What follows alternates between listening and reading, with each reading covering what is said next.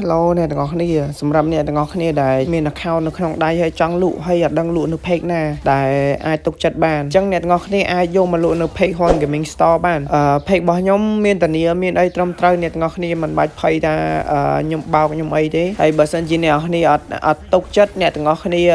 អាចចូលមើល feedback ភ្ញៀវដែលគាត់ទិញហើយនឹងលក់នៅកន្លែង page របស់ខ្ញុំបានអញ្ចឹងអ្នកទាំងអស់គ្នាលក់នៅ page ខ្ញុំមិនបាច់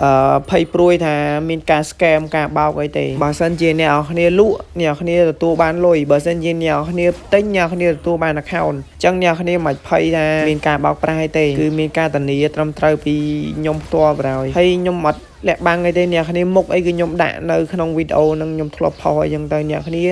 អាចចូលមើលក្នុង page របស់ខ្ញុំបានហើយដោយសារឥឡូវហ្នឹងគឺខ្ញុំត្រូវការទិញ account ច្រើនមែនទែនអ្នកគ្នាបើសិនជាអ្នកគ្នាមានអ្នកគ្នាឆាចូលមកកាន់ page របស់ខ្ញុំមកគឺខាងខ្ញុំត្រូវការច្រើនអ្នកទាំងអស់គ្នាអញ្ចឹងអ្នកគ្នាទិញមិនបាច់ភ័យព្រួយទេ